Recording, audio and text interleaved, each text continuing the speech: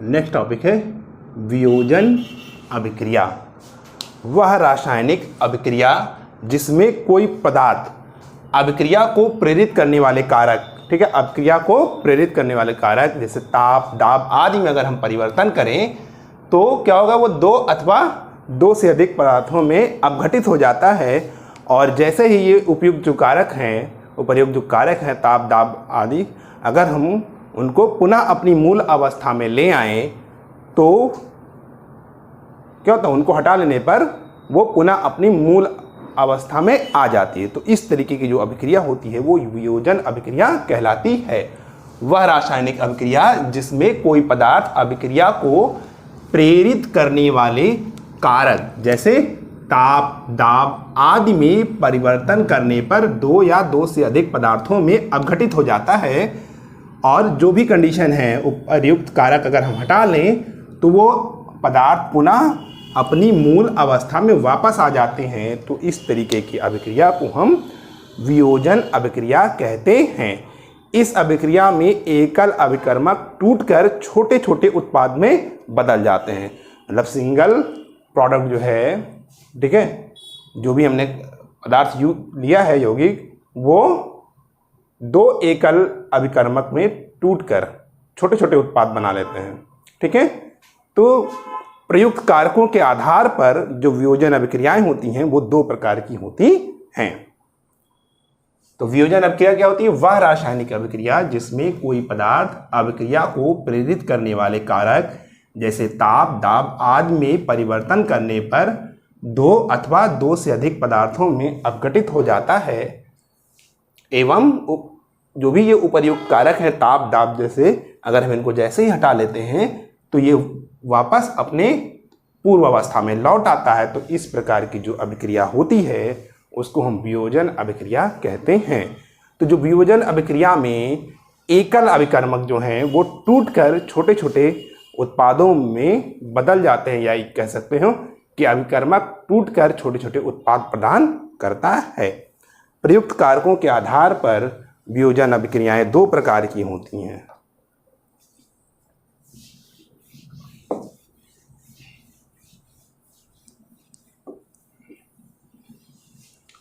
पहली है ऊष्मीय वियोजन। ऊष्मीय वियोजन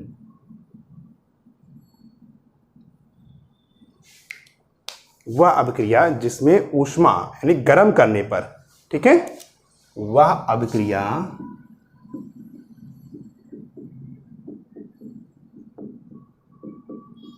जिसमें ऊष्मा देने पर, यानी क्या कर रहे हैं, उसको हम गर्म कर रहे हैं, गर्म करने पर, ठीक है, यौगिक दो या दो से अधिक छोटे छोटे अणुओं में वियोजित हो जाता है। यौगिक दो या दो से अधिक छोटी छोटी अणुओं में विभक्त हो जाता है या टूट जाता है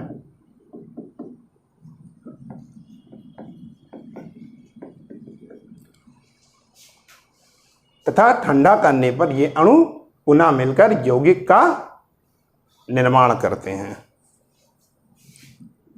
तथा ठंडा करने पर मतलब क्या, वो वापस उसी टेम्परेचर पे आने पर, ठंडा करने पर पुनः उसी यौगिक का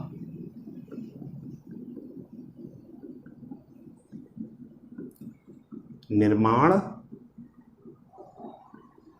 करते हैं। तो इस प्रकार की जो अभिक्रिया होती है उसको हम ऊष्मीय या तापीय वियोजन अभिक्रिया कहते हैं। इस प्रकार की अभिक्रिया को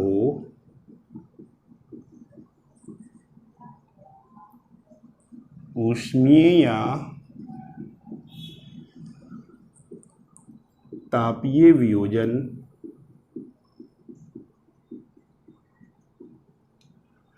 अभिक्रियाएं कहते हैं।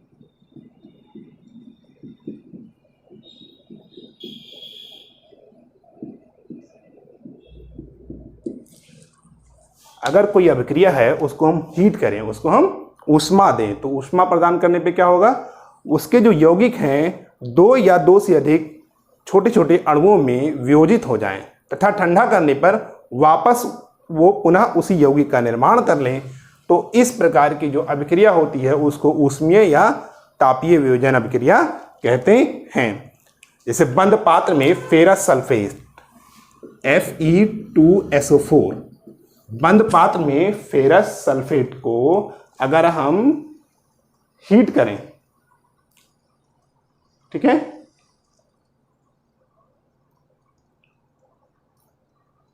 तो यह फेरिक ऑक्साइड में बदल जाता है और सल्फर डाइऑक्साइड SO2 और सल्फर ट्राइऑक्साइड हमें प्राप्त होता है।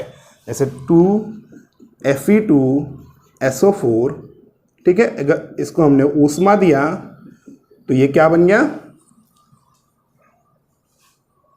फेरिक ऑक्साइड Fe2O3 प्लस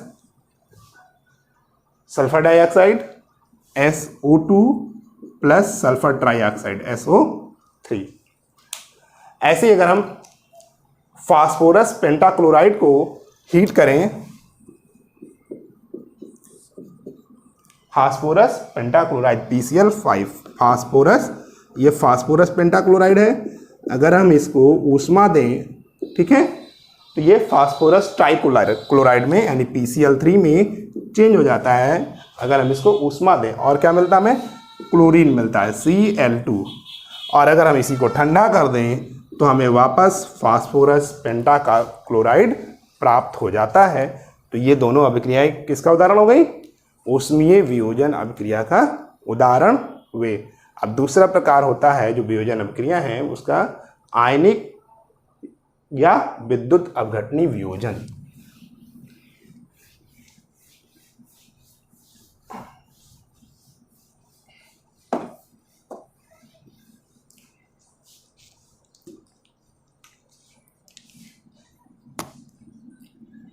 आयनिक या विद्युत अपघटनी वियोजन।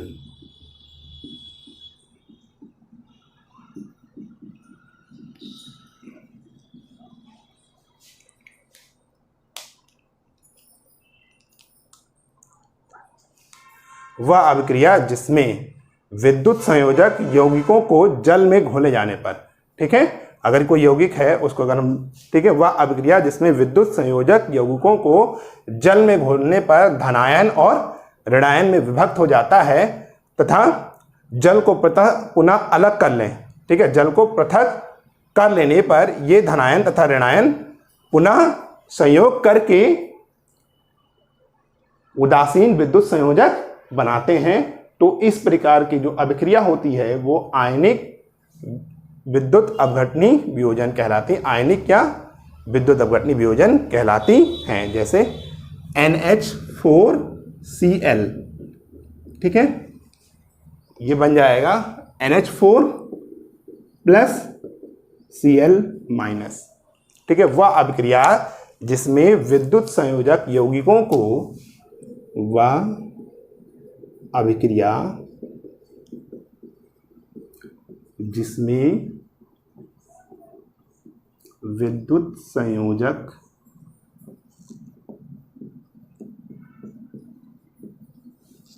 वह अभिक्रिया जिसमें विद्युत संयोजक यौगिकों को जल में घोले जाने पर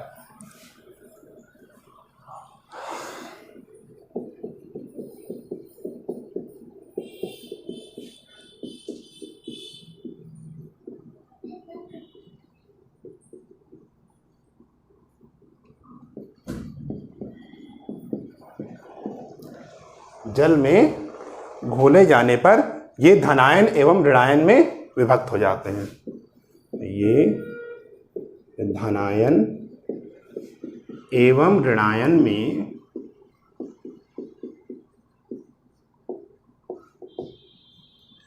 में विभक्त हो जाते हैं। ठीक है, ये धनायन और ऋणायन में बढ़ जाते हैं तथा जल को पृथक करने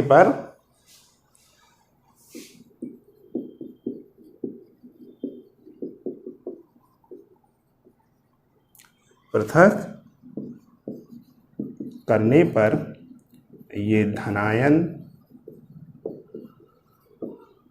तथा ऋणायन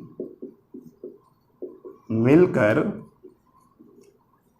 ठीक है, ये धनायन और ऋणायन मिलकर, या इसको कह सकते हो पुनः संयोग करके, ठीक है, उदासीन विद्युत संयोजक बनाते हैं।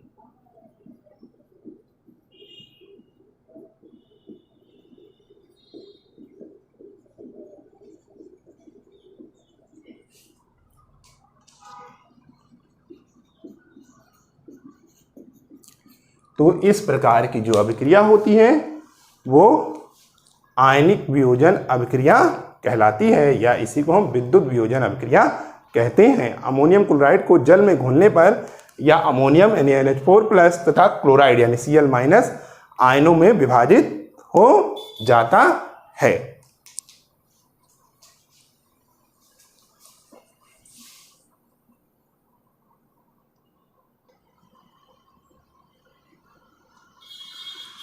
नेक्स्ट टॉपिक है ऊष्मीय तथा वियोजन अभिक्रिया में अंतर। तो ऊष्मीय वियोजन क्या है? एक उद्क्रमणीय अभिक्रिया है जो केवल गर्म करने पर होती है। और आयनिक वियोजन क्या होता है? ये भी उत्क्रमणीय क्रिया है लेकिन ये जल में घुलने पर होती है। जैसे ठीक है, NH4Cl को अगर हम गर्म करेंगे तो NH3 और HCl मिलेगा, ठीक है, और NaCl को हम जल में घोलेंगे तो NaCl, ठीक है, रिवर्सिबल रिएक्शन का सिंबल Na++Cl- बनता है। ऊष्मीय वियोजन के लिए हमें किसी माध्यम की आवश्यकता नहीं होती है, लेकिन आयनिक वियोजन के लिए हमें माध्यम की आवश्यकता होती है, जैसे हम जल का प्रयोग करते हैं, ठीक है। और इस पर जो ऊष्मीय वियोजन है उस पर तनुता का कोई प्रभाव नहीं पड़ता है, लेकिन आयनिक वियोजन की मात्रा तनुता बढ़ाने पर बढ़ती है, ठीक है। ये दोनों में अंतर हो गया, ऊष्मीय वियोजन और आयनिक वियोजन में अंतर।